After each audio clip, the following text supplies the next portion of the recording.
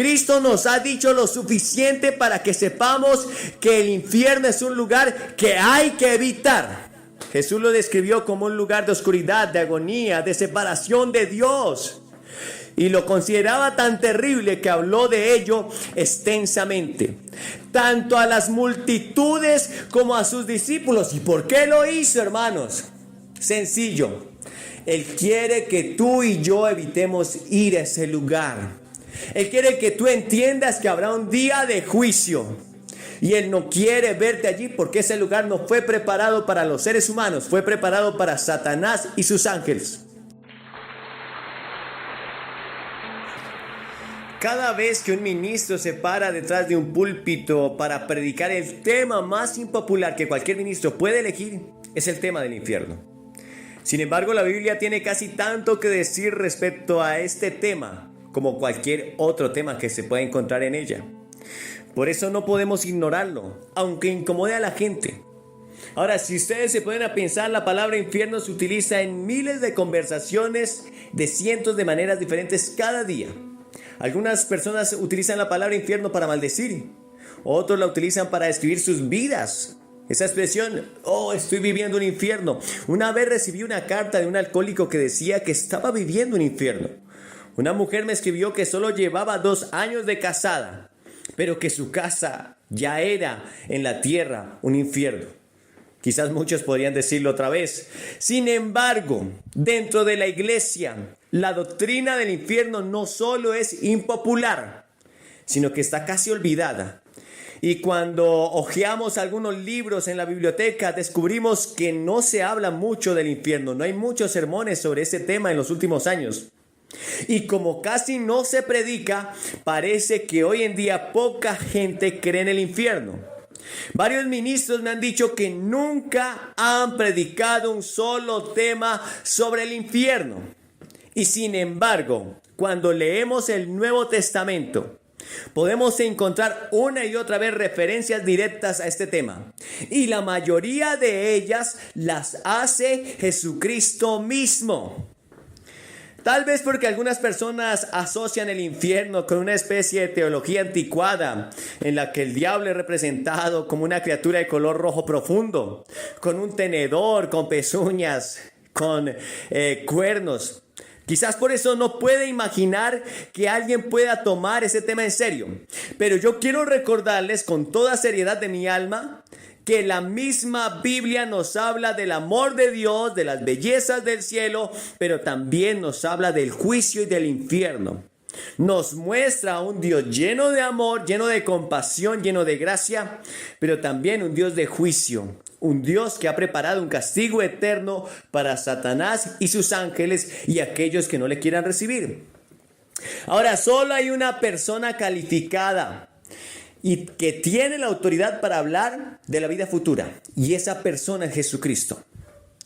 Lea en el Nuevo Testamento algunas de las declaraciones que Cristo hizo sobre este lugar llamado infierno.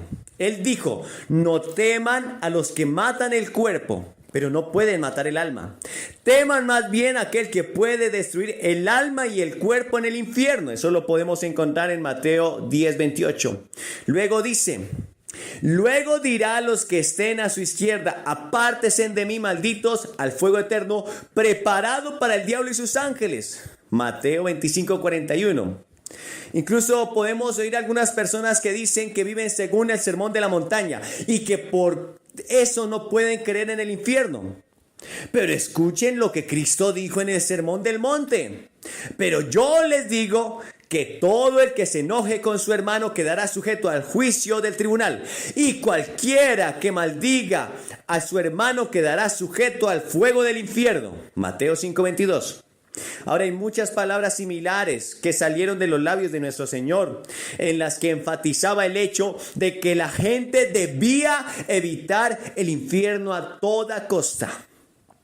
A toda costa. Hay 4 palabras que se han traducido como infierno en nuestras Biblias. Una palabra que se tradujo en el Antiguo Testamento para referirse al infierno era la palabra Seol. Y se traduce varias veces como infierno y significa un estado invisible, un inframundo tenebroso. Y estas palabras siempre se asocian con el dolor, la tristeza, la destrucción. Son usadas en conexión con la palabra Seol. Ustedes podrán recordar que Jacob dijo cuando le trajeron la túnica de José manchada de sangre, dijo: descenderán mis canas con dolor al Seol. La segunda palabra es Hades, que se traduce del griego y se utiliza 10 veces en el Nuevo Testamento. Significa básicamente lo mismo que la palabra hebrea Seol en el Antiguo Testamento. El juicio y el sufrimiento siempre están relacionados con ellas. La tercera palabra es Tartarus, usada una sola vez en 2 de Pedro 2:4, donde dice que los ángeles desobedientes son arrojados al Tartarus. Indica un lugar de juicio, como una prisión o un calabozo donde hay una intensa oscuridad. La cuarta palabra es Gehenna, utilizada 12 veces en el Nuevo Testamento y traducida con frecuencia como infierno. Gehenna es la transliteración griega del valle de Himón. Y es la palabra que Jesús utilizó para referirse a ese mismo valle, un lugar a las afueras de Jerusalén en aquel tiempo, donde la basura y los escombros ardían continuamente. Ahora, nadie puede leer la Biblia sin reconocer que la paga del pecado es la muerte, Romanos 6:23. Nadie puede leer la Biblia ni siquiera casualmente sin darse cuenta de que se acerca un día de juicio, de ajuste de cuentas. Nadie puede leer la Biblia sin reconocer que existe un infierno. Ahora, es cierto que nosotros creamos nuestros infiernos terrenales a partir de las pasiones, el egoísmo, el pecado que inundan nuestras vidas. Siempre hay material de sobra para fabricar un infierno en la tierra. Y muchos de nosotros hemos creado uno del que no podemos salir. Sin embargo, la Biblia indica no solo que puede haber un infierno de nuestra propia fabricación en la tierra, sino que hay un infierno en el futuro, hacia el que se dirigen todos los que rechazan a Cristo. Muchas personas se preguntan: ¿por qué esa doctrina que parece tan irrelevante debería ser traída a nuestra atención, a colación? ¿Por qué deberíamos prestarle tanta atención? ¿Por qué debería ser importante hoy en día para nosotros? Bueno, en primer lugar, quiero que pongan atención a esto. En primer lugar, deberíamos huir del infierno debido a las advertencias que Dios hace al respecto. Nuestro Padre no pierde el tiempo en palabrería. Él hace que cada palabra cuente, y haremos bien en prestar atención a sus amorosas advertencias. Su palabra dice: Dios no perdonó a los ángeles cuando pecaron, sino que arrojó al abismo, metiéndolos en tenebrosas cavernas y reservándolos para el juicio. Tampoco perdonó al mundo antiguo cuando mandó un diluvio sobre los impíos, aunque protegió a 8 personas, incluyendo a Noé, predicador de la justicia. Todo esto demuestra que el Señor sabe librar de la prueba a los que viven como Dios quiere y reservar a los impíos para el castigo del día del juicio. En segundo lugar, debemos evitar el infierno por la forma en que Cristo se refirió a él. Lo llamó castigo eterno, lo llamó tinieblas de afuera, lo llamó lugar donde habrá llanto y rechinar de dientes. Lo llamó horno encendido, Mateo 13:42. Lo llamó el fuego eterno preparado para el diablo y sus ángeles, Mateo 25:41. Lo llamó un lugar donde el gusano de ellos no muere y el fuego no se apaga, Marcos 9:44.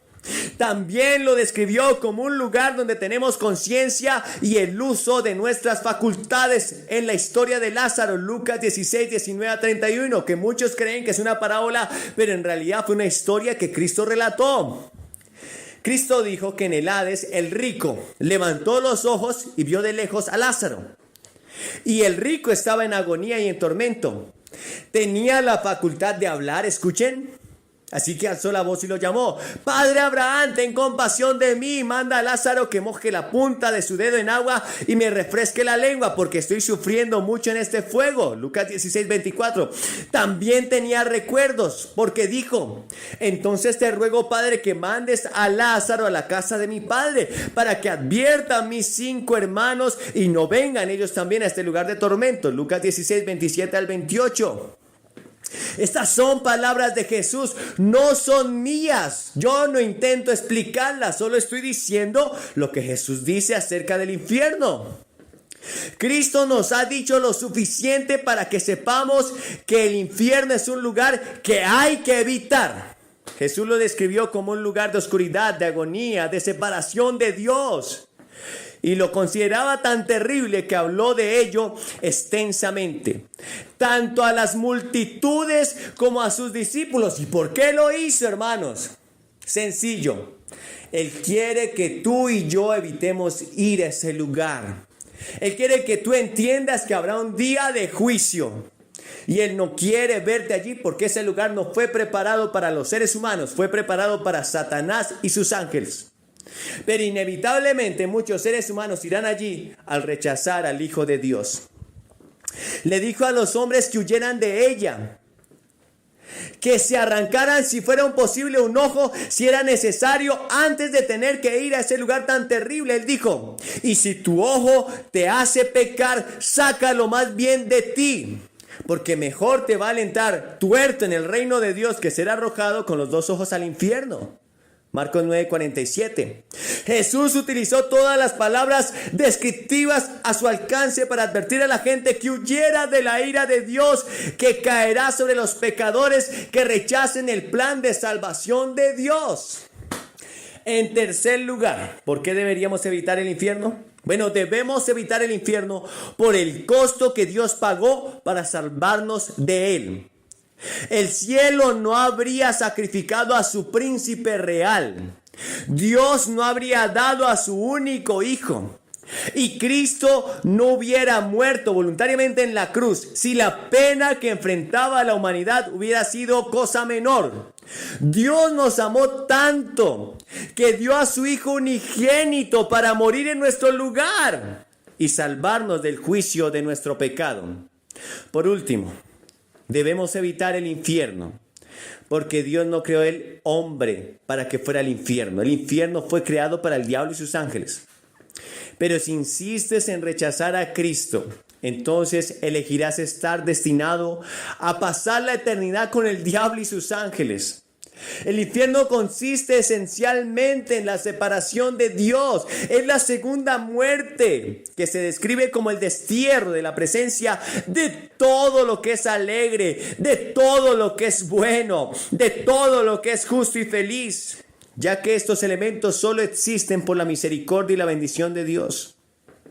La Biblia tiene otras terribles descripciones concernientes a la terrible condición en la que el alma sin Cristo se encontrará después de la muerte. Sin embargo, la gente suele prepararse para todo excepto para la muerte. Nos preparamos para la educación y no está mal. Nos preparamos para los negocios y está muy bien. Nos preparamos para nuestras carreras. Es mejor. Nos preparamos para el matrimonio y es necesario. Nos preparamos para la vejez y debiéramos hacerlo. Nos preparamos para todo excepto para el momento en que vamos a morir. Pero la Biblia dice: está establecido que los seres humanos mueran una sola vez y después de esto venga el juicio. Hebreos 9:27. Todos quisieran ignorar la muerte, pero todos deberán afrontarla un día. El príncipe, el campesino, el tonto, el filósofo, el asesino, el santo. La muerte no conoce límite de edad ni parcialidad. Y después de la muerte hay una cita con Dios en el día del juicio. Y todos los que hayan ignorado deliberadamente a Dios durante su vida serán desterrados de su presencia. Si ahora estás alejado de Dios y no tienes una relación personal con Jesucristo, en muchos sentidos estás en el infierno, ya que el infierno es estar separado de Dios. No fuimos hechos para el pecado, hermanos. No fuimos hechos para la esclavitud. Fuimos hechos para la vida, para el gozo, para la paz, para la felicidad, para el amor, para el cielo y para Dios. Cristo es el camino, Él es la verdad, Él es la vida. Él dijo: el que cree en mí tiene vida eterna. Pero el que rechaza al Hijo no vendrá a esa vida, sino que permanecerá bajo el castigo de Dios. Juan 3:36. Es necesario que hoy renuncies a tu pecado, te arrepientas de tus pecados y recibas a Cristo como tu Señor y Salvador. En este momento deberías entregarle tu vida a Cristo y deja que Jesús entre en tu vida. Entrégale tu corazón y tu devoción. Él dice: hijo mío, dame hoy tu corazón y miren tus ojos por mis palabras. ¿Por qué Él pide el corazón? ¿Por qué Él no pide tu mente? ¿Por qué Él no pide tus riñones? ¿Se han preguntado? Bueno, Él pide el corazón porque la Biblia dice que de Él mana la vida. De lo profundo del corazón salen los malos pensamientos, los homicidios, salen las malas palabras, salen las guerras. Él está pidiendo tu corazón, Él quiere reinar en tu corazón. Entrégale hoy tu corazón a Cristo y pasa de muerte a vida. Luego debes arrepentirte, porque sin arrepentimiento de pecados tampoco habrá el perdón.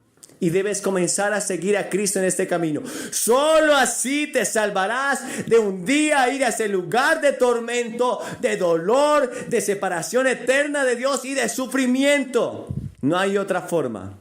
Solo a través de la sangre de Cristo, solo a través de ese camino que Él abrió a través de su cuerpo cuando fue destrozado allí en esa cruz, solo a través de ese sacrificio que Él hizo por ti y por mí, podemos entrar ante ese trono de gracia y ser librados del infierno. ¿Estás dispuesto a entregar tu vida hoy a Él? Tendrá un costo. No el costo de tu salvación porque lo pagó Cristo, pero tendrá el costo de tu propio pecado. Te costará negarte a tus propios deseos malos y mundanos. Te costará el dejar de hacer tu voluntad y entregarle tu voluntad a Cristo. Pero será la mejor decisión. Entrégale hoy tu vida a Cristo. Esperamos que este mensaje haya sido una gran bendición para tu vida y que hoy puedas tomar una decisión por Cristo. Si es así, solamente repite esta oración. Señor Jesús, hoy reconozco que soy pecador. Me arrepiento de haber fallado y haber pecado contra ti. Te pido que me ayudes a seguirte, a amarte y a glorificarte, que entres en mi corazón, que escribas mi nombre en el libro de la vida y que yo pueda servirte en santidad y justicia. Si este contenido ha sido una bendición para ti, te pedimos que te suscribas a nuestro canal, que compartas este mensaje con aquel que tú sabes que lo necesita y que sigas adelante en el camino cristiano. Busca una iglesia donde se predique la palabra de Dios.